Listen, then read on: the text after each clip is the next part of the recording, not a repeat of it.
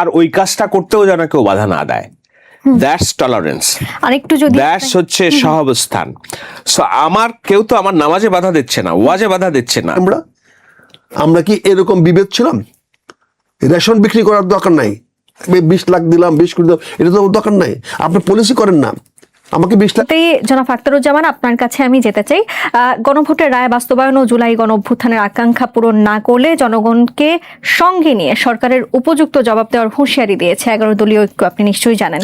একই সঙ্গে আগামী 5 সেপ্টেম্বর ঢাকা চট্টগ্রাম লং মার্চের কর্মসূচি ঘোষণা করেছে জোটটি, বলতে পারি আপনার জোটটি। এখন আমাদের সামনে তো অনেক ধরনের সংকট রয়েছে, দেশে অনেক ধরনের পরিস্থিতি রয়েছে যেগুলো আসলে সমাধান করা যায় এবং সরকার কিন্তু সেগুলো সমাধানে কাজ চালিয়ে যাচ্ছে। ঠিক এই সময় এসে লং মার্চ ডাকা আসলে কতখানি যৌক্তিক হবে সেটি একটু জানতে চাই। আবার সেই সাথে জানতে চাই, এগুলো আমাদের যে সমস্যার সমাধান করা হচ্ছে সেসব সমস্যার সমাধানের ক্ষেত্রে কোনো প্রভাব ফেলতে পারে কিনা। ধন্যবাদ আপনাকে। আপনি শুরু করে সুন্দর করে। সংকট তো নাই, সংকট নেই না, সংকট তো নাই। সরকার তো সংকট আছে বলে তো এখন পর্যন্ত বলে নাই। সরকার না বললেও আপনারা তো বিভিন্ন সময় আমরা তো সংকট দেখছি, এবং সংকট দেখছি বলেই তো আমরা বলছি যে এইভাবে বসে থাকা যাবে না। আচ্ছা, এই জন্য তো আমরা প্রতিবাদ করছি, এই জন্য তো আমরা মানুষকে বলে কিন্তু না, সরকারের কথা তো বিশ্বাস করতে চাই। সরকারের আমাকে সবচেয়ে বড় জিনিস সরকারের বিশ্বাসযোগ্যতা। আমার ভাই শাহেদ ভাই আছেন অ্যাক্টিভিস্ট। সরকার কি, সরকার বিশ্বাসযোগ্য, সরকার 5 বছরে করবে, আমি বিশ্বাস করতে চাই তো সেটা। কিন্তু 5 বছর করবে বলে আপনি ডুগডুগি বাজাবেন আর আমি চুপ করে বসে থাকবো আপনার 5 বছর অপেক্ষার জন্য? আমি এই জমিতে ধান বপন করব, বীজ লাগাবো, তো আমার তো বীজ কিনতে হবে। আমি বীজ কিনলাম না, আমি বলতেছি আমি এখানে আমি ধান লাগাবো, আমি খাদ্য স্বয়ংসম্পূর্ণ হবে, কিন্তু তার প্রারম্ভিক যে অবস্থা আমাকে তো বীজটা কিনতে হবে। আজকে 6 মাস চলে গেল, এখন পর্যন্ত আপনি একটা সিঙ্গেল সংকট আইডেন্টিফাই করেন নাই। আজকেও ঘন্টাখানেক আগে দেখলাম আমাদের উপদেষ্টা সাহেব, যিনি আগে টেলিভিশনে রেগুলার আমাদের টকশো কথা বলতেন, তিনি এখন প্রায় প্রেস কনফারেন্স করেন, করে এখন শুধু সরকারের ভালো দিকটাই দেখেন, এবং ভালো সরকারের পক্ষে ভালো বলতে হবে, না হলে তো হবে না। কাজে আপনি যে করেছেন সংকট, আপনার দৃষ্টিতে সংকট নাই, তাই আপনি আমার 5 তারিখে লং মার্চটাকে যৌক্তিক কিনা রাষ্ট্রীয় সরকার তো বলে নাই, কাজ চালিয়ে যাওয়ার প্রশ্ন তো আসতেছে না। সরকার যদি বলতো হ্যাঁ আমার একটা সংকট আছে, যেমন বলেছে আমি বিদ্যুৎ দিতে পারবো না, অর্থমন্ত্রী বলেছে আমি চাইলে আগামীকালকে বিদ্যুৎ দিতে পারবো না, তো সংকট তো না, প্রসেসিং এ তো সময় না, সেটা সংকট না, সে পারবে না। সংকট কোথায়? সংকটটা কোথায়? সংকটটা হলো আমি এটা পারবো, কিন্তু তার জন্য আমাকে 2 দিন 5 দিন 10 দিন 6 মাস সময় দিতে পারে। তাই আপনি সংকটটা তোকে আইডেন্টিফাই করতে হবে। আমরা যেটাকে বলি, আগে তো আপনি সমস্যাটাকে নির্ধারণ করেন, সমস্যাটা কি। যেমন আমি আপনার অনুষ্ঠানে আজকে আসতে আধা ঘন্টা দেরি হয়েছে, এসে সমস্যা সৃষ্টি করেছি কার জন্য? আমার ভাইয়ের জন্য, উনি দেরি করছেন। কিন্তু আমাকে তো প্ল্যান করা উচিত ছিল আধা ঘন্টা আগে, আমার রাস্তায় ট্রাফিক জ্যাম হতে পারে, তাতে আমি সেই উইজডমটা দেখাই নাই। না দেখাতে কি হয়েছে, আপনারা পুরো সিস্টেমটাকে আমি ডিস্টার্ব করে দিয়েছি। তা আজকে বাংলাদেশ সরকার ক্ষমতায় 6 মাস আসছে, আমরা বলি না 6 মাসে রাতারাতি সবকিছু পরিবর্তন করে ফেলবে। গত 2 বছরে বিদ্যুৎ সংকট হলো না, গত 2 বছরে অন্তর্বর্তী সরকারের সময় সার সংকট হলো না, গত 2 বছরে ঢাকা শহরের যানজট এত তীব্র হলো না, সময়কার প্রভাব এখন আস্তে আস্তে গত 2 বছরে বাংলাদেশে এরকম মব ছিল, কিন্তু এই ঘরে ঘরে খুন খারাপই ছিল না। এই 6 মাসের মধ্যে আপনি এগুলো কেন করলেন? এগুলো কেন হলো? মব করে তো অনেককে মারা হয়েছে। আমি তো বলছি মব ছাড়া হয় না, তো মব করেছেন, এখন আপনি মব হচ্ছে না, কিন্তু তার চেয়ে করে একজনকে মারা হলে সেটিও তো খুন। না, আমি তো জাস্টিফাই করছি না, আমি তো বলছি না মব জাস্টিফাইড। আচ্ছা, আমি তো বলি না যে সে মবটা বন্ধ করেছেন, মব তো জাস্টিফাই করেছেন। আমি বলতেছি যে আপনি ঘরে ঘরে খুন খারাপ এটা বন্ধ করতে পারছেন কেন? কেন আপনি পুলিশকে আজকে, আমার মাদক বাহিনী আছে, পুলিশকে আপনি মাদকে লাগাই দিচ্ছেন। মাদক আর পুলিশ তো এক কাজ নয়। মাদক যখনই হাতে থাকবে অপরাধ সংগঠিত হয়ে গেছে, এখানে তদন্ত করার কিছু নাই। আমার ভাই ব্যাপারে অনেক কথা বলেছেন, মাদক নিয়ে অনেক আলোচনা আছে। একটা লোকের হাতে যখনই মাদকটা পেয়ে যাচ্ছেন, আর তো তদন্ত করার দরকার নাই, কিন্তু পুলিশ তো তদন্ত করবে। সো মাদক নিয়ন্ত্রণ অধিদপ্তর আছে, এমনও তো হতে পারে তাকে ফাঁসানো হয়েছে কখনো না কখনো, সেক্ষেত্রে তার মানে সরকারের প্রতি পুলিশের প্রতি আমার প্রচন্ড আস্থাহীনতা। আচ্ছা, এই আস্থাহীনতা দিয়ে তো পুলিশ রাখতে পারবো না। পুলিশ তো আমার বন্ধু। আমি তো আমার একটা নারী সামনে দুইটা লোক আছে, একটা পুলিশ আর একটা যাকে আক্রমণ করতে আসছে। নারীটা কোন দিকে যাবে? দুজনে তো পুরুষ, কিন্তু সে নারীটা তো পুলিশের দিকে দৌড়ে যাবে, কারণ সে পুরুষ না, সে হলো পুলিশ। আর যে লোকটা তাকে আক্রমণ করতে আসতেছে সে তো মানুষ না, পুরুষ না, সে আক্রমণকারী। তো এই আক্রমণকারী পুলিশের মধ্যে পার্থক্য যদি আমরা সমাজে প্রতিষ্ঠা করতে না পারি তাহলে হবে না। কাজে আমি যেটা বলছি, সরকার যদি আজকে বলে সংকট নাই, তাহলে আমাদের লং মার্চ করার কোনো যুক্তি নাই। কিন্তু আমরা দেখছি পদে পদে সংকট। আজকে দেখেন কতগুলো মিল কারখানা বন্ধ হয়ে গেছে। আজকে আপনাদের পত্রিকাতে কালের কণ্ঠে দেখেন কত লক্ষ লোক আজকে, যেখানে চাকরি দেওয়ার কথা 1 কোটি মানুষকে, সেখানে আজকে অ্যাজ অন টুডে 63 লক্ষ লোক কর্মহীন হয়ে গেছে, মিল কারখানা বন্ধ হয়ে গেছে। তাদের কি অবস্থা বলেন? সংখ্যাগত একটু ত্রুটি আছে, হতে পারে, ঠিক আছে, আমরা আচ্ছা কম বলা, আচ্ছা আচ্ছা না হয় বললাম 6,000-ই বলি।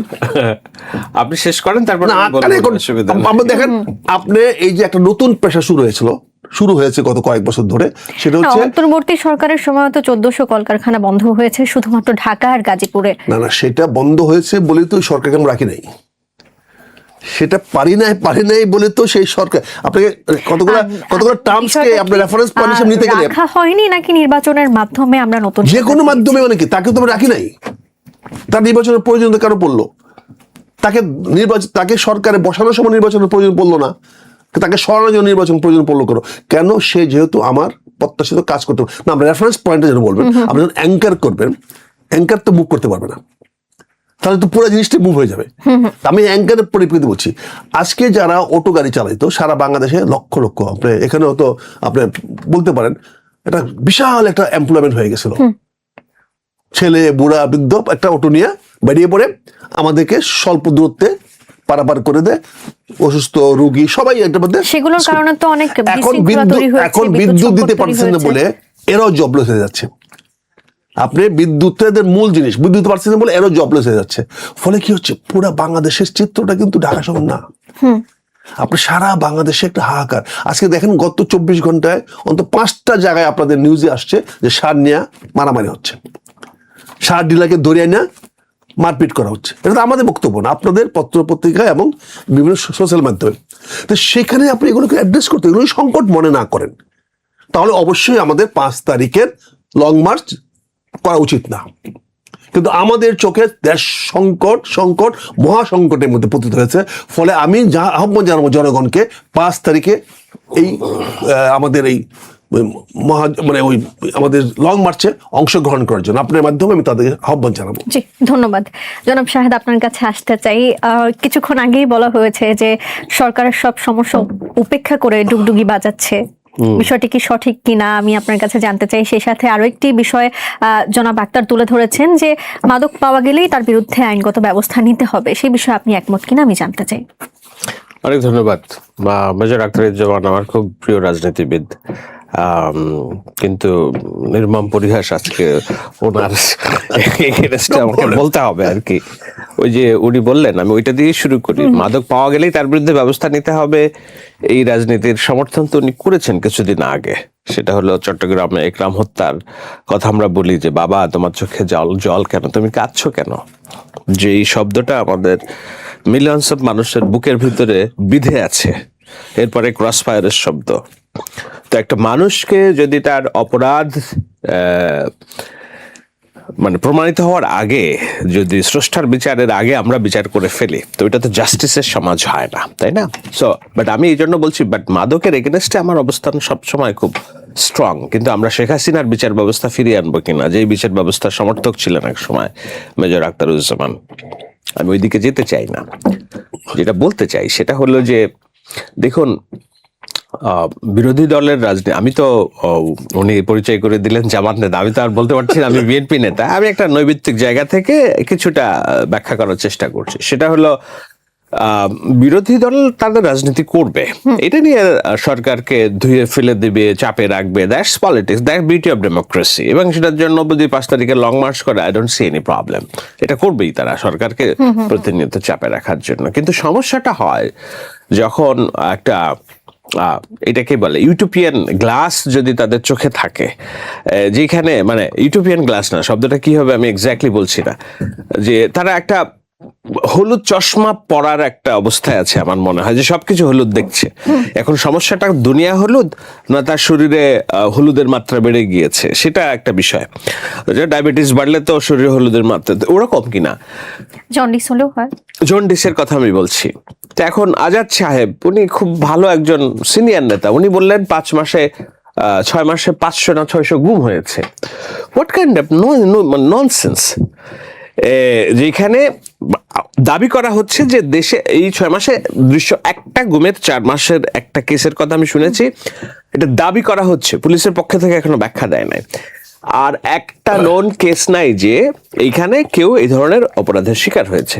উনি হঠাৎ করে কোত্থেকে এটা বললেন এবং সারাদিন এটা লিড নিউজ হইল। পরে উনি বললেন যে এটা স্লিপ অফ টাং। তো আমি বললাম জন্ডিস কেন? সবকিছু হলুদ দেখছে, তারা মনে করছে সব শেষ হয়ে গেছে দেশে। সেই জায়গা থেকে একটা উদ্বেগ উৎকণ্ঠা যে আছে, সেইটার আমরা মনে হয় যে একটু ব্রেকে পা দেওয়া দরকার। মানে আমরা মানে কাউকে থামানো দরকার না, বাট নিজে থেকে ব্রেকে পা দেওয়া দরকার। হলুদ আমি আরেকটা কথা বলছি এই কারণে যে সংখ্যাগত ত্রুটি, ধরেন অনেকেই যারা জামায়াতের রাজনীতি করে, উনি বাদে, উনি তো ফ্রিডম ফাইটার, কিন্তু জামায়াতে যারা রাজনীতি করে তারা বলে শেখ মুজিব বাড়ায় বলছে 3 লক্ষকে 3 মিলিয়নকে কি বলে 30 লক্ষ, হ্যাঁ 30 লক্ষ বলে ফেলেছে।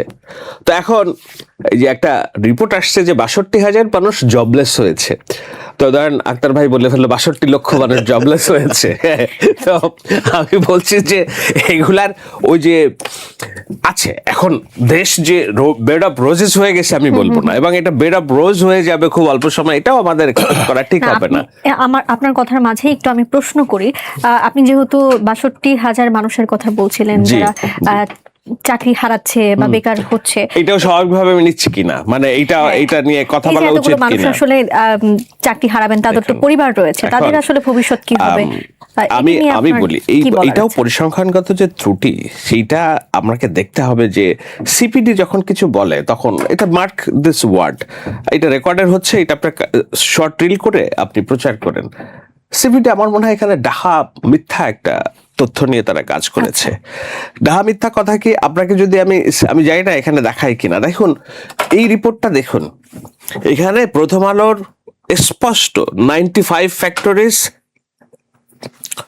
শাটডাউন ইন 7 মান্থস দেখতে পাবো না আমরা, তবে লিভিং অ্যারাউন্ড 62,000 জবলেস। এই রিপোর্টটা আপনি যদি দেখেন 6 মার্চ 2025 সালের রিপোর্ট।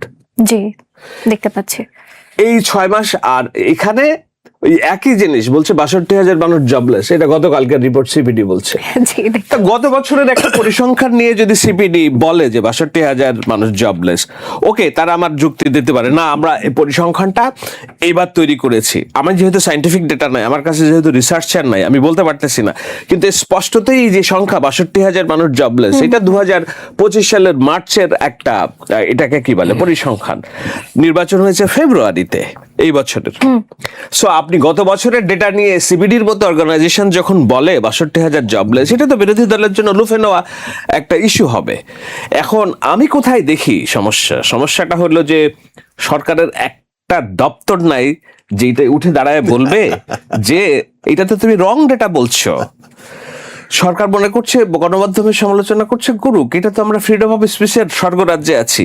সরকার বুঝতে পারছে না 1 বছর পরে এই ডেটাগুলোই, রং ডেটাগুলোই তার কারাপশনের পারসেপশন ইন্ডেক্সকে কতখানি বাড়ায় দিবে, এবং they will be in trouble. এইটা বোঝাইতে আমরা টায়ার্ড যে নো, এইভাবে এই রাজনীতি চলবে না, এইভাবে সরকার চলবে না। ব্যক্তি তারেক রহমানের ভালো image praised by millions of people, কিন্তু দেখতে হবে ব্যক্তি তারেক রহমান একা গভর্নমেন্টের সাকসেস রেশিওকে কি বলে, যদি অন্য সবকিছু চারিদিক দিয়ে ফল করে, তাহলে ওনার জন্য এইটা আপহিল ব্যাটেল হয়ে যাবে। ওই জন্য বলছি যে কর্মসংস্থান, যে মানুষ যে কর্মহীন আছে, আমি অস্বীকার করছি না, কিন্তু আমি স্বীকার করছি যে মানুষের কর্মসংস্থান সেইভাবে বাড়ছে না। কিন্তু যেই পরিসংখ্যানগুলোর কথা সিপিডি বলছে এবং যেটা দিয়ে রাজনীতি হচ্ছে, বিরোধী দল রাজনীতি করছে, it's absolutely fake, beg. So সেগুলো বলার মানুষ নাই। এখন কথা হচ্ছে, হ্যাঁ, কর্মসংস্থান বাড়াইতে হবে।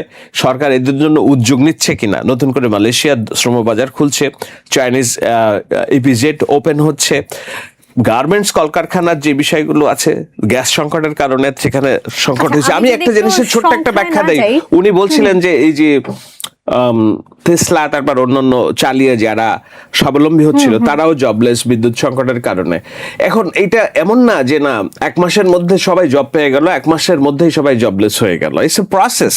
টেসলা, টুকটুকি কিংবা নসিমন করিমন বাংলাদেশে আসতেও 10 বছর সময় লেগেছে, এগুলার ক্রিয়েটেড এমপ্লয়মেন্ট যেতেও 10 বছর সময় লাগবে। এমন না যে এই এক মাসে গ্যাস বিদ্যুতে তো আমার ঝামেলা হয়েছে বলে আমি একেবারে সব নাই হয়ে যাবে। It's a process. সো হঠাৎ করেই আমি বলতে চাই না যে একবারে সবকিছু মানুষ জবলেস হয়ে গেছে, ইকোনমি ডিভাস্টেটেড হয়েছে। This is a process, lengthy process, long process. এবং সেই প্রসেসে সংখ্যা যেটিই হোক, আমাদের দেশে তো বেকারত্বে যতটুকুই হোক বেকারত্ব তো হচ্ছে, বা বেকারত্বের ঘটনা তো ঘটছে, বাড়ছে। সেটি আসলে আমাদের জন্য কেমন হবে ভবিষ্যতে, বা সেটি কিভাবে নির্মূল করা যাবে? That's the reality. আমরা স্বাধীনতার পর কোন বছর আমার বেকারত্ব বাড়া ছাড়া কমেছে? আমরা কি তাহলে রিয়েলিটি মেনে নিব? নো, আমরা রিয়েলিটি মেনে নিব না তো। আচ্ছা। আমাদের আমেরিকার মতো দেশেও বেকারত্ব ওরা ধরে 2.74% যদি বেকার থাকে, এইটাকে তারা স্বাভাবিক মনে করে। কোভিড এর সময় এটা বাড়লো 8%, তো ওই সময় তো হাও খাও। আমাদের দেশে মনে হয় এই সংখ্যা অনেক বেশি, অনেক অনেক বেশি। আমাদের প্রত্যেকটা বছর বিশ্ববিদ্যালয়গুলো থেকে অন্তত 40 লক্ষ ছেলে মেয়ে বেরোচ্ছে। তাদের জন্য আমরা জব ক্রিয়েট করতে পারছি না। তো পারছি না বলেই তো আমার বৈষম্য বিরোধী আন্দোলন।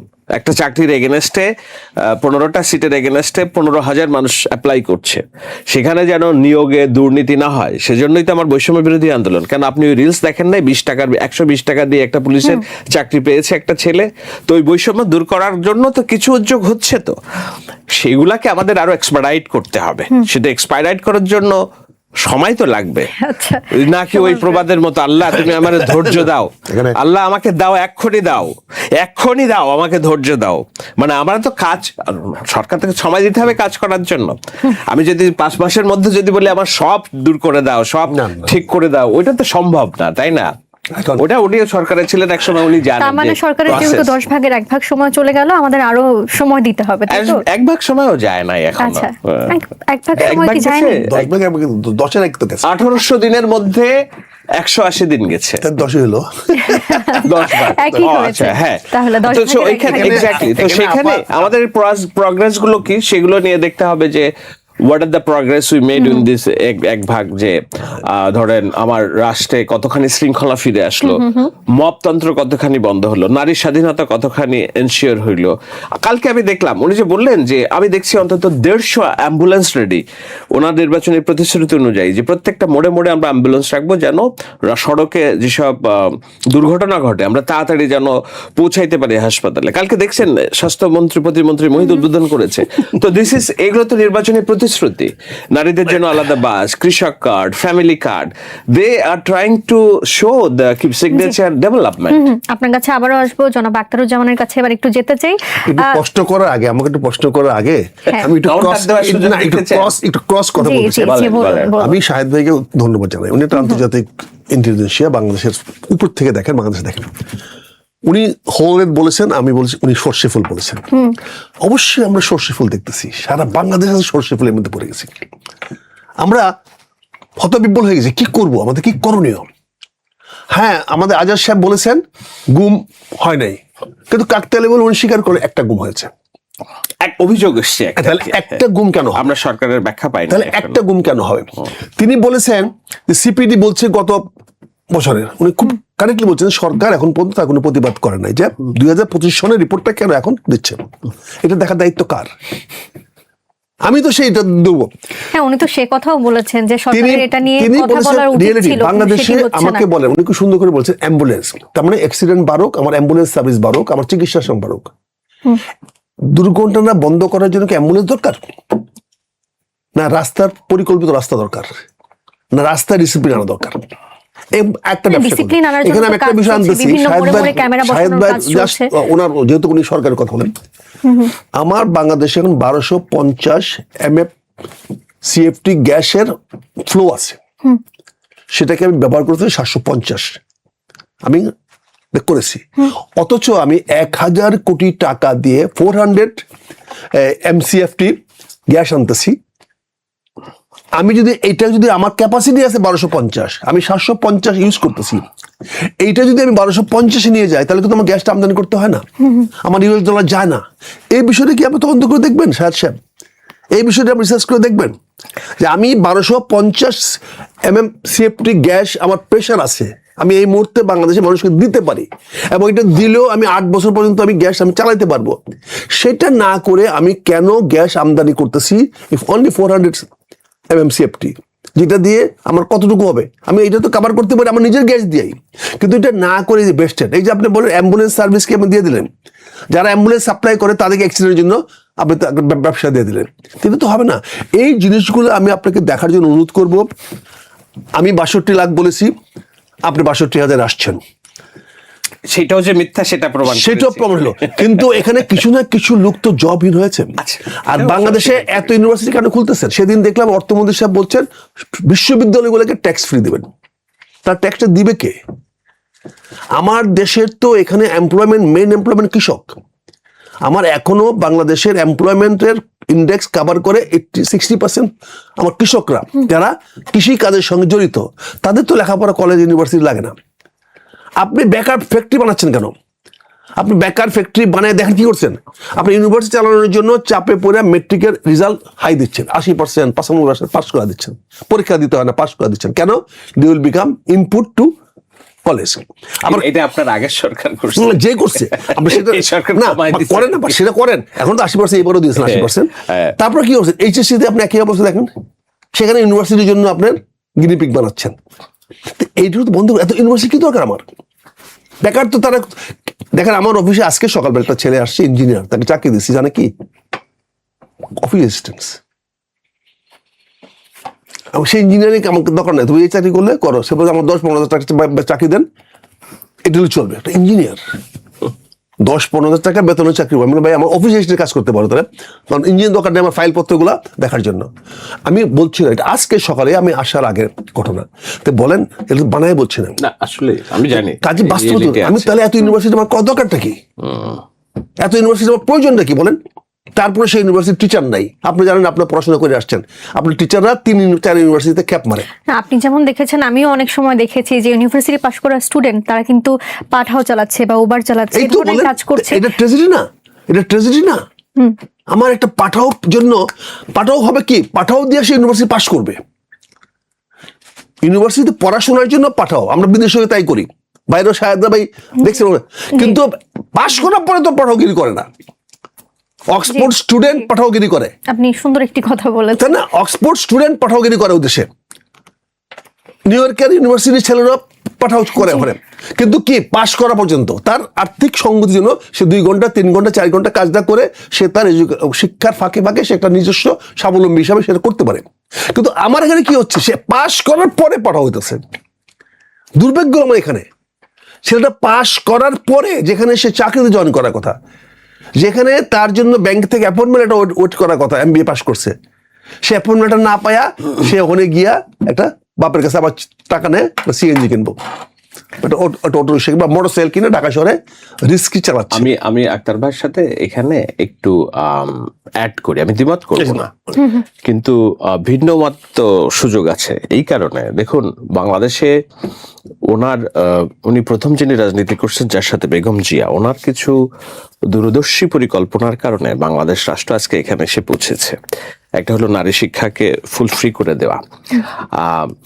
বেসরকারি বিশ্ববিদ্যালয়ের কনসেপ্টটাও হচ্ছে ওইরকম যুগান্তকারী একটি উদ্যোগ। যখন পাবলিক বিশ্ববিদ্যালয়গুলো ক্যাপাসিটি, যেই পরিমাণ স্টুডেন্ট হায়ার এডুকেশন চায় তাদের ওই চাহিদা পূরণ করতে পারছিল না, তখন চাপে আমাদের তো ইয়ুথের যে চাপ, ইয়ুথ জনগোষ্ঠীর চাপ, এটা প্রবল, মানে জলোচ্ছ্বাসের মতো। এটা না জাপান না যে বুড়া মানুষের চাপ, আমাদের ইয়ুথের চাপ। তো ইয়ুথকে আমাকে অ্যাকোমোডেট করতে হবে এডুকেশনে। সেই সময় 92-তে প্রথম বেসরকারি বিশ্ববিদ্যালয় আইন পাশ হলো বেগম জিয়ার আমলে। তারপরে আমরা কি দেখেছিলাম, আমি ওই সময়ই দেখেছিলাম ঢাকা বিশ্ববিদ্যালয় ছেড়ে অনেকেই, কারণ তখন সেশন জট, ক্যাম্পাস পলিটিক্স, এইটা সেটা নানান কারণে যখন ওই ব্যবস্থা মুখ থুবড়ে পড়তে যাচ্ছে, খোদ ঢাকা বিশ্ববিদ্যালয় থেকে অনেককে আমি বেসরকারি বিশ্ববিদ্যালয়ে ট্রান্সফার হতে দেখেছি। এখন নিশ্চয়ই সমালোচনা করা যে এই ব্যাঙের ছাতার মতো বিশ্ববিদ্যালয়গুলো পরে কারা করেছে। কোনো কাজ যখন আপনি সদুদ্দেশ্য নিয়ে শুরু করবেন, এইটার পরে যখন কেউ অসৎ উদ্দেশ্যে সেইটাকে ব্যবহার করে, তার সব নষ্ট হয়ে যায়। যখন র্যাব তৈরি হইলো একটা সৎ উদ্দেশ্যে, কিন্তু যখন এটা অসৎ উদ্দেশ্যে রাজনৈতিক দমন পীড়নের জন্য ব্যবহৃত হলো, সেই জায়গাতেই সেই কবরেই ডুবে মরতে হলো আওয়ামী লীগ সরকারকে। বেসরকারি বিশ্ববিদ্যালয় শুরু করলো বেগম জিয়া, গুটি কয়েক বিশ্ববিদ্যালয় দিয়ে, BRAC university, north south university, এগুলাকে দিয়ে একটা প্রতিযোগিতামূলক পরিবেশ তৈরি করলো। আওয়ামী লীগের আমলে কি আমরা দেখলাম যে একেবারে মানে যার স্কুল কলেজ বানানোর সামর্থ্য নাই, পয়সার বিনিময়ে তাকেও বিশ্ববিদ্যালয়, তাতে হয়ে গেছে কি রুম ভাড়া করে একটা ইউনিভার্সিটি। এক্স্যাক্টলি, তাতে হয়ে গেছে কি এই যে চাপ হয়েছে, এবং দোষ হচ্ছে সমস্ত প্রাইভেট বিশ্ববিদ্যালয়ের, কিন্তু সেটা হওয়া উচিত না। আমি আপনাকে বলি, আমি যে ছেলেটা আমার সহযোগী হিসেবে কাজ করে, আমি দেখি ওর ট্যালেন্ট অন্যরকম। সে পড়াশোনা করেছে নর্দার্ন বিশ্ববিদ্যালয় থেকে, কিন্তু নর্দার্ন বিশ্ববিদ্যালয় থেকে সে হয়তো একটা ডিগ্রি নিয়েছে, ডিগ্রিটা সে নিয়েছে, কিন্তু তার skill, management skill, AI skill, technological skill, এইটা আনপ্যারালাল, আনম্যাচড, যেটা তো ঢাকা বিশ্ববিদ্যালয়েরও নাই। আমি যদিও ঢাকা ইউনিভার্সিটির স্টুডেন্ট, তবু আমি বলছি। সো সবাই যে খারাপ বের হচ্ছে নর্দার্ন বিশ্ববিদ্যালয় থেকে এটা না, প্রাইভেট বিশ্ববিদ্যালয় থেকে কিছু কিছু, আমার নিজের ওয়াইফ এশিয়া প্যাসিফিক থেকে পাশ করছে, she is working as engineer আপনার যুক্তরাষ্ট্রে। তো আমার এই যে জলোচ্ছ্বাসের মতো তারুণ্যের জনগোষ্ঠী, ওনাদেরকে যদি আমরা একটু এডুকেশনের সুযোগ করে দিতে পারি, কে জানে আল্লাহ কার মধ্যে কোন প্রতিভা রেখেছে যে তার দ্বারা দেশের সমাজের উন্নতি হবে না। কিন্তু সেই জায়গায়, হ্যাঁ, সেই জায়গায় এই যে গণহারে নষ্ট করা হলো যে বিশ্ববিদ্যালয়ের পরিবেশ, বিদ্যালয়ের পরিবেশ, সেইটাকে আমার মনে হয় তারেক রহমানের সরকার, বেগম যে একটা ভালো কাজ করেছিল, তারেক রহমানের সরকারকে ওইটাকে আমলে নিয়ে এখন কিছু রুলস রেগুলেশন এবং নতুন করে ভাবতে হবে, কিভাবে এগুলো আগানো যায়। জি, আমি আবারও একটু জনাব আখতারুজ্জামান আপনার কাছে ফিরতে চাই। তখন তো প্রশ্ন করতে পারিনি, প্রশ্নটি আমি রাখি। আপনাদের জোটকে অনেকে শক্তিশালী বিরোধী দল বলছে না, অনেকে মনে করছে না যে আপনারা শক্তিশালী বিরোধী দল, সেটি আসলে কেন? কারেক্ট, আমি তো আগেই বললাম যে কারেক্ট। আচ্ছা, শক্তিশালী বিরোধী দল যদি আমরা হই, তাহলে সরকারকে তো রাস্তা নামতে দিতে পারবে না, সরকারকে হটাইতে হবে, হটানোর মতো ক্ষমতা থাকতে হবে। তা আমরা সেই শক্তি অর্জন করতে চাচ্ছি না, আমরা চাচ্ছি সরকার 5 বছর ক্ষমতায় থাকুক। আচ্ছা, আমরা এখানে জাস্ট একটা মৃদু বাতাস হিসাবে কাজ করব। আমরা সরকারকে শুধু যাতে শ্বাস প্রশ্বাসে সহায় হয়, অক্সিজেন দেওয়া যায়, সেই ব্যবস্থা করব। আমরা কোনো অবস্থাতে এই সরকারে মূল উৎপাদন করতে চাই না, এটা শাহেদ ভাইয়ের সঙ্গে আমি বলতে পারি। এই বিরোধী দলের উদ্দেশ্য অবশ্যই না যে ফেলে দিব, কাজ করতে দিব না, কিন্তু হুমকি তো দেওয়া হয় বিভিন্ন সময়। আমরা এখনো বলছি এই সরকার যদি আমরা 6 মাস সময় দিয়েছি, ডিসেম্বর পর্যন্ত রোড মাস দিয়েছি, এই সরকার যদি 6 মাসের মধ্যে, আরো 6 মাস সময় দিয়েছি, 6 মাসের মধ্যে জনগণের সমস্যার সমাধান করতে। যেরকম সুন্দর করে আসলে এখানে কথাগুলো গুছিয়ে বললেন, কিন্তু মাঠ পর্যায়ে কিন্তু বিরোধী দলের অনেকেই হুমকি দেন যে মাঠ পর্যায়ে বিগত সরকারকে 16 বছর সময় লেগেছে, 16 বছর তাদেরকে পরেও সরানো গেছে, এই সরকারকে সরাতে 6 দিনও লাগবে না বা 16 দিনও লাগবে না। কারণ আপনার কথা হচ্ছে প্রতিনিয়তই কিন্তু বঙ্গোপসাগর নিম্নচাপ তৈরি হচ্ছে, প্রতিনিয়তই। কিন্তু সব নিম্নচাপ তো বাংলাদেশে আঘাত করে না, কখনো উড়িষ্যা আঘাত করে, কখনো অন্ধ্রে আঘাত করে, কখনো ওই মাদ্রাজে আঘাত করে, কখনো গিয়া ওই মায়ানমারে পাহাড়ে গিয়ে ধসে পড়ে। কিন্তু নিম্নচাপ কিন্তু প্রতিনিয়তই হচ্ছে।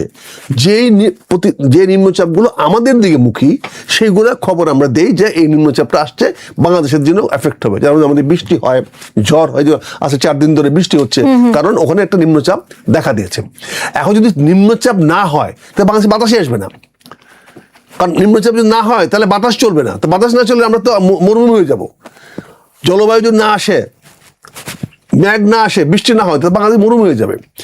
আমরা ওই সতর্কীকরণ করতে চাচ্ছি সরকারকে। আমরা বলতে চাচ্ছি যে নিম্নচাপ সৃষ্টি হচ্ছে প্রতিনিয়ত, তুমি যদি এই বিষয়ে সজাগ না হও, তুমি যদি এই ব্যাপারে সাবধান না হও, তাহলে আমাদের আলোচনাগুলো বা এই যে সচেতনতাগুলো, এগুলো তো আলোচনার টেবিলে বসেও হতে পারে।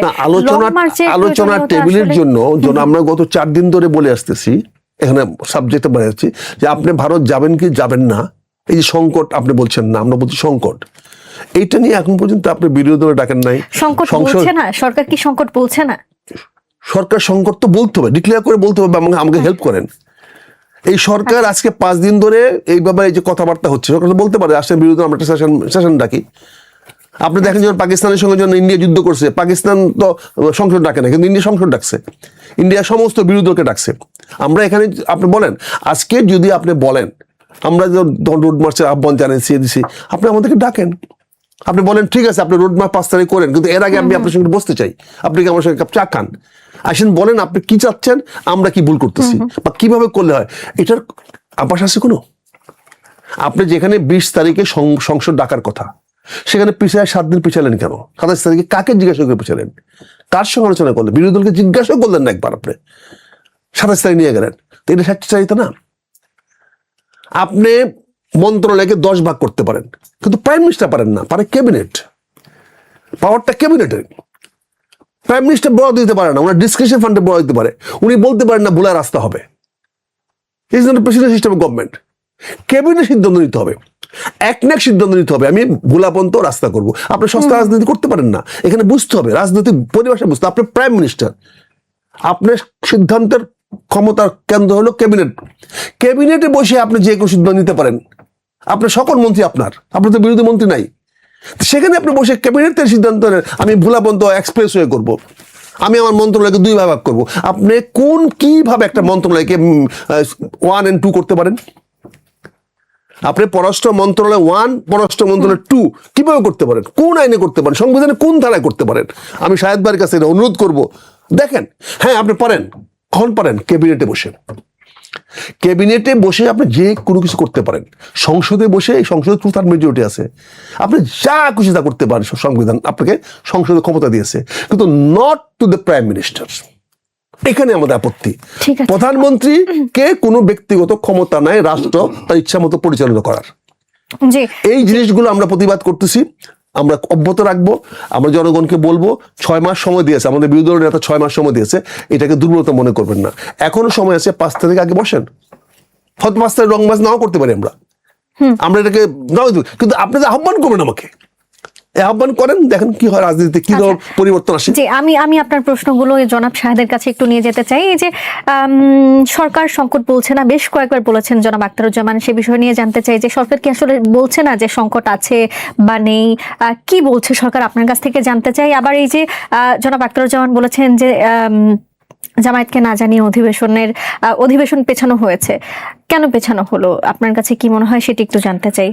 এটা একটু ছোট করে জানবো, এরপরে আমার আরো একটি প্রশ্ন রয়েছে। এটা বিষয়টা হলো যে এইসব অভিযোগ থাকবেই, আমি এটাকে খুব খারাপ কিছু দেখি না। মানে আমার সমস্যা হচ্ছে আমি এত মাত্রায় লিবারেল পলিটিক্স প্র্যাকটিস করি যেখানে স্বেচ্ছাচারিতার অভিযোগ যেহেতু করেছেন, আমি জানতে চাই স্বেচ্ছাচারিতা হচ্ছে কিনা।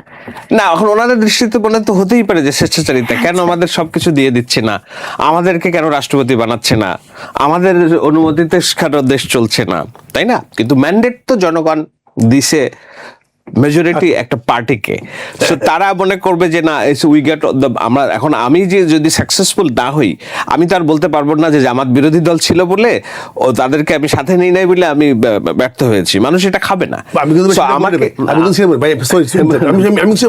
বলছি আপনি ক্যাবিনেটে আলোচনা করেছেন, আপনি সংসদ আলোচনা করেছেন, আপনি দলে আলোচনা করেছেন, টেকনিক্যাল বিষয়।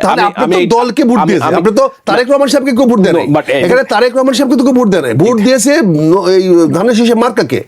সেখানে সিদ্ধান্ত দলে নিতে হবে, ক্যাবিনেট নিতে হবে। আপনি ক্যাবিনেটের সিদ্ধান্ত নেন নাই কেন? ঠিক আছে, তাহলে আপনি ক্যাবিনেট না নিয়ে যে সিদ্ধান্ত কার্য করবেন সেটাকে আমরা সরে চালাবো। আমি যতদূর জানি গতকাল ক্যাবিনেট মিটিং এ মন্ত্রিসভার বিভাজনটা ক্যাবিনেট, আমি যতদূর জানি, আমি একদিন আগে প্রকাশিত হয়েছে। হ্যাঁ ভাইয়া, না প্রজ্ঞাপন প্রকাশিত হয়েছে ক্যাবিনেটের পর। না ভাই, একদিন আগে। ক্যাবিনেট তো কালকে সোমবার দিন বসেছেন আপনি। হ্যাঁ, কিন্তু আপনি তো সিদ্ধান্ত আপনি দেখেন, পত্রপত্রিকা দেখেন। আচ্ছা, তো আমি এই জন্য বলছি এটা টেকনিক্যাল বিষয়, আমি এই বিষয়ে যাচ্ছি না। আমি সেইটাই বলছি, কিন্তু যে স্বেচ্ছাচারিতার অভিযোগ করেছেন, ক্যাবিনেট আপনার, সংসদ আপনার, আপনি ক্যাবিনেটে বসে সিদ্ধান্ত নেন, সংসদে বসে সিদ্ধান্ত নেন, কিন্তু ব্যক্তিগত সিদ্ধান্ত নেবেন না। এটা আমার অনুরোধ। আমি বলছি যে স্বেচ্ছাচারিতার অভিযোগ, হয়তো এই জায়গায় আমি স্পেসিফিক বলছি না যে না ঠিক হয়েছে কিনা রাইট হয়েছে, কিন্তু স্বেচ্ছাচারিতার অভিযোগটা করা আমার মনে হয় যে কিছুটা অতিরঞ্জনী হবে। কেননা আমি যদি শেখ হাসিনা কম্পেয়ার করি, এটা আমি আপনি ফ্যাক্ট চেকের জন্য বলছি, ফ্যাক্ট চেকের জন্য বলছি। সাধারণত কার্য উপদেষ্টা কমিটি আছে সংসদের, যারা বসে সংসদের ডেট, দিন, তারিখ বিষয়ে আলোচনা হবে। আপনি খবর নিয়ে দেখেন, সংসদ সচিবকে প্রধানমন্ত্রী অফিসে ডাকানো হয়েছে, ডাকায় তাকে বলে দেওয়া হয়েছে 20 তারিখে আপনি কল করবেন না, না আপনি 27 তারিখে কল করেন, এবং সেখানে স্পিকার ইন্টারনেট কথা আমি গেলাম না। এখন ওই সচিব আক্তার সাহেব এক্সপ্লেনেশন দিয়েছে, আমাকে বলেছে আমার ঘরে কটা মাথা, I have to ওবে it. Opposition তো চার্জ করছে তুমি কেন দিলা, সে তো জবাব দিয়েছে, আপনি তদন্ত করে দেখেন। আমি বলছি ক্যাবিনেট আপনার, ক্যাবিনেটে কেউ বিরোধী দল নাই, সংসদে আপনার 2/3 মেজরিটি, ওভার 2/3 মেজরিটি, খালি অনলি ক্লিন 2/3 না, ওভার 2/3 মেজরিটি, 2/10 জন না আসলেও আপনি কিছু আসে না। সেইখানে আপনি কেন বিষয়গুলোকে রেগুলাইজ করে নিয়ে আসতেছেন না, কেন গণতান্ত্রিক ভ্যালুজগুলো নিয়ে আসতেছেন না? আপনি 6 মাস ধরে চলে গেলেন, আপনি একটা পার্টির একটা ধন্যবাদ মিটিংও করলেন না। আপনি যে পার্টিটা ক্ষমতায় আসলো, একটা মহাসচিবকে রাষ্ট্রপতি বানায় ফেললেন, সে মহাসচিবকে দিয়ে আপনি একটা ধন্যবাদ দেওয়াতে পারলেন না যে তুমি ভাই ইউ হ্যাভ ওয়েল ডান। তো এই যে গণতান্ত্রিক প্রক্রিয়াগুলো আপনি করতেছেন না। শেখ হাসিনা কি করছে আমার জানার দরকার নাই, শেখ হাসিনা আমি এই সরকারকে অনুরোধ করবো আপনি গণতান্ত্রিক প্রক্রিয়াটা ফলো করেন, দয়া করে ফলো করেন। না এখানে আমি বলি যেটা বলা সেটা হলো যে এই জন্য বলছি অতিরঞ্জন হয়ে যাবে এই কারণে যে ধরুন আমরা বাংলাদেশের ইতিহাসে কোনোদিন দেখি নাই যে সরকার এবং বিরোধী দলের মধ্যকার এই যে সৌজন্যের যে রাজনীতি। প্রেসিডেন্ট নির্বাচিত হয়েছেন ফখরুল, উনি চাইলে নির্বাচনের পর ডায়াস থেকে বেরিয়ে যেতে পারতেন না, যে উনি বিরোধী দলের কাছে গেছেন আগেও, তারা অপেক্ষা করছিল। বিরোধী দলের প্রধানকে ডেকে নিয়ে নিজের রুমে ডেকে নিয়ে বলেন যে আপনার নিজের আসনের দায়িত্ব আমি নিচ্ছি, আচ্ছা ঠিক আছে আপনার কতজন সংসদ সদস্য আছে, প্রত্যেকজনের জন্য আমরা 20 কোটি টাকা করে বরাদ্দ করছি আপনার উন্নয়ন কর্মকাণ্ড পরিচালনা করার জন্য। বিরোধী দলীয় নেতার আসনের কাজ যেন ঠিক মতো হয় এই জন্য স্থানীয় সরকার প্রতিমন্ত্রী এবং ঢাকা উত্তর প্রশাসককে আপনি দিচ্ছেন। তো মানে অসহযোগিতাটা যদি বলেন এর পরেও, তাহলে ওই যে কলিজা কেটে দিলেও মন পাওয়া যায় না যেটা, সেটারও একটা বিষয় হইতে পারে। ওই জন্য আমি বলছি যে এইটাকে যদি স্বেচ্ছাচারিতা বলেন তাহলে আমার মনে হয় একটু অতিরঞ্জন হবে। হ্যাঁ, চাওয়ার তো কোনো শেষ নাই, মানে আমরা চাইতেই পারি, শুধু সেই জায়গায় দেখা যাচ্ছে যে বাস্তবতা নিরীক্ষে কতখানি আমরা কখন দেখেছি এর আগে যে বিরোধী দলের প্রতি সৌজন্যমূলক আচরণ করে সরকার? করে না। তো সেই জায়গায় আমরা দেখছি এই কালচারগুলো হ্যাঁ আরো বেশি করা যেত কিনা। ছোট করে জানি আরো একটি প্রশ্ন রয়েছে, বলেন। আমার এই বিষয়ে আমার উত্তর শেষ। আপনি নিশ্চয়ই দেখেছেন যে 2 দিনের ব্যবধানে ব্রাহ্মণবাড়িয়ার কিশোরগঞ্জে কনসার্ট বাতিলের ঘটনা ঘটেছে এবং এটি নিয়ে কিন্তু সাংস্কৃতিক কর্মকাণ্ডের যে নিরাপত্তা স্বাধীনতা সেটি নিয়ে প্রশ্ন উঠেছে। অন্তর্বর্তী সরকারের আমলে এই ধরনের আমরা বেশ কয়েকটি ঘটনা দেখলেও নির্বাচিত সরকারের আমলে আসলে এই ধরনের ঘটনা কি বার্তা দেয় বা এটাকে আপনি কিভাবে দেখছেন জানতে চাই। একমাত্র ভালো দিক এই ঘটনার যে 6 মাসে একটা ঘটনা ঘটেছে। আচ্ছা, যেখানে 6 মাসে 60টা ঘটনা ঘটতো সেখানে এখন একটাই নেমে আসছে, এবং ওই একটা নিয়ন্ত্রণ করতে সরকার যেহেতু ব্যর্থ হয়েছে এজন্য তারা যে যুক্তি দিয়েছে যে ব্রাহ্মণবাড়িয়ার ঘটনা আলাদা, এইটা আমি কোনোভাবেই বাই করি না, সাপোর্ট করি না। বাংলাদেশ এক, সমভূমি সমতল জায়গা, সব জায়গায় একই রুলস প্রয়োগ। যার মসজিদে নামাজ পড়ার দরকার আমার এনশিওর করতে হবে নামাজের সময় যেন একজন মুমিন যখন নামাজ পড়ে কেউ যেন তার নামাজে বাধা না দিতে পারে। আমার এনশিওর করতে হবে একজন সাংস্কৃতিক কর্মী যখন তার সাংস্কৃতিক কর্মকাণ্ড চালাবে সেটা যদি নামাজের সাথে সাংঘর্ষিক না হয় তাহলে তার ওই কাজটা করতেও যেন কেউ বাধা না দেয়। দ্যাটস টলারেন্স, আরেকটু যদি দ্যাটস হচ্ছে সহাবস্থান। সো আমার কেউ তো আমার নামাজে বাধা দিচ্ছে না, ওয়াজে বাধা দিচ্ছে না, আজানে বাধা দিচ্ছে না, তাহলে আমি কেন আরেকজনের ভাবনায় বাধা দিব? রাষ্ট্রের প্রিন্সিপাল কি? এটা তো মির্জা ফখরুল বলেছেন, কেউ যদি ধর্ম করে সে ধর্ম করুক, কেউ যদি মার্কস পড়ে সে মার্কস পড়ুক না। আমাদের সোসাইটিকে ওই জায়গায় নিতে হবে, সেই জায়গায় নেওয়ার জন্য জামায়াতকে সবার আগে এগিয়ে আসতে হবে, ভোকাল হইতে হবে যে না, জামায়াতকে একটা বিবৃতি দিয়েছে যে ব্রাহ্মণবাড়িয়ায় কেন এই সংস্কৃতি কোন পুলিশ লাইনের সংস্কার বন্ধ হবে। আচ্ছা এখনই বলেন না, আমাদের আক্তার ভাইকে প্রশ্নটা করেন না, ওনার কাছে যাব, আমি এই বিষয় নিয়ে যাব, আমি যাব। তবে আপনার কাছে আরেকটু তথ্য তুলে ধরি যে এই বিষয়টি নিয়ে দেশের বড় বড় শিল্পীরাও কিন্তু প্রতিবাদ জানিয়েছেন এবং গায়ক আসিফ আকবর বলেছেন যে সরকারকে ইমিডিয়েট সিদ্ধান্ত নিতে হবে, আমরা গান বাজনা করতে পারবো কি পারবো না, যদি না পারি তাহলে বিদেশে চলে যাই, কারণ ইতিমধ্যে অনেকে বিদেশে চলে গেছে। তো আমাদের সংস্কৃতিকে বাঁচিয়ে রাখতে শিল্পীদের গুরুত্ব তো অপরিহার্য, তারা যদি দেশের বাইরে চলে যান সেটি তো আমাদের সংস্কৃতির এক ধরনের বলা যায় লস হবে বা আমরা লস করব। সেক্ষেত্রে ওনাদেরকে দেশে রাখতে কি করা উচিত বা কোন ধরনের পরিবেশ না তৈরি দেখুন, করা উচিত এখানে এখন? এমন না যে না কেউ সাংস্কৃতিক কর্মীরাই কেবল এই দেশের মালিকানা দাবি করবে। I don't by that logic. এই দেশের মালিকানা সবার।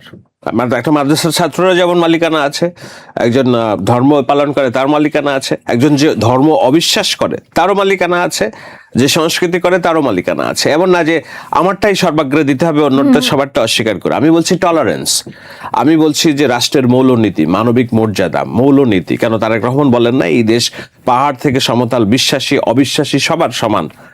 আমরা দেখতে চাই যে ওই প্রিন্সিপালটা এনশিওর হচ্ছে। এটা তো এই রাষ্ট্রের বিএনপির আমি তাদের প্রিন্সিপাল, কিন্তু তাদের প্রিন্সিপাল এইটা কিনা যে এই রাষ্ট্র সবার, এই রাষ্ট্র একজন সাংস্কৃতিক অনুষ্ঠান পালন করতে পারবে, সেখানে কেউ বাধা দিতে পারবে না। তাহলে বাধা, এই প্রিন্সিপাল যদি জামায়াতে ইসলাম লালন করে তাহলে তাদের লোকজন কেন মাজারে যে খাদেম পিটাই হত্যা করবে? তো সমস্যাটা তো আমার এলিফ্যান্ট ইন দ্য রুম। আমি যাদেরকে আস্থায় নিয়ে রাজনীতি করতে চাচ্ছি তারা তো আমার ঘাড়ের উপর বসে নিঃশ্বাস ফেলছে যে তুমি এটা করতে পারবা না, ওটা করতে পারবো না, তোমার এই সম অধিকার আমার দরকার নাই। জি। আমি মুক্তি জুলাই ভাস্কর্য করেছি জাদুঘরে, আমার জুলাইকে আমি ধারণ করে রাজনীতি করছি। ওনারা যে বললেন যে না এসব রাখা যাবে না, এগুলো ইয়ে। তো আপনাকে এখন বিরোধী দল বলছে বলে আমি তাদের ঘাড়ে লাঠি মারবো, শেখ হাসিনার মতো গুলি করে মারবো না, তাদেরকে আস্থায় নিব, তাদেরকে বুঝাবো? তো এই জায়গায় তো আমার মনে হয় সরকারকে যদি তারা সহযোগিতা করতে চায় এই সোশ্যাল ইস্যুস গুলাতেই তাদের আরো ভাইটাল হতে হবে। এখন আক্তার ভাইকে প্রশ্ন করেন না একটু যে আলোচনা শুনছিলেন, প্রশ্নটিও শুনেছেন। জনাব শাহেদ কিন্তু আপনার কাছে প্রশ্ন রেখেছে যে ঘটনা ঘটেছে ব্রাহ্মণবাড়িয়ার কিশোরগঞ্জে, এই ঘটনা নিয়ে আপনাদের কোনো বিবৃতি দেওয়া হয়েছে কিনা জানতে চাই। অন্ধ হলে কি তাণ্ডব, বা আপনাদের অবস্থান কি একটু জানতে চাই। অন্ধ হলে কি তাণ্ডব বন্ধ হয় না? আচ্ছা, শাহেদ সাহেব প্রশ্নটা করেছেন, বারবার ইনসিস্ট করে প্রশ্ন করতে। দেখেন জামাত ইসলামে আপনি খেয়াল করে দেখেন প্রতিটি অনুষ্ঠানে গানের মাধ্যমে শুরু হয়, প্রতিটি অনুষ্ঠানে মাঝে মাঝে গান হয়, যে কোনো না আমি যদি ভুল না করি সেটি একটি আপনারা না যে কোনো জায়গায় দেখেন বলা হয় বা যে কোনো জায়গায় দেখেন গানে হয়। এখন প্রশ্ন হয়েছে আপনি সাংস্কৃতিক কাজ করতে দেওয়া হবে না, না সেই ইসলামিক জামাত সাংস্কৃতিক অঙ্গনে কাউকে কাজ করতে পারে কোনো ঘোষণাপত্র আপনি পেয়েছেন? না, ব্রাহ্মণবাড়িয়ার ঘটনায় আপনারা দলীয় বিবৃতি দিয়েছেন কিনা যে এটা ব্রাহ্মণবাড়িয়া দলীয় বিবৃতি আমি এখানে আগ বাড়িয়ে দিব কেন? সরকার তো বলে নাই যে এখানে এটা দায়িত্ব সরকারের, আমি এখানে পক্ষ নিব কেন?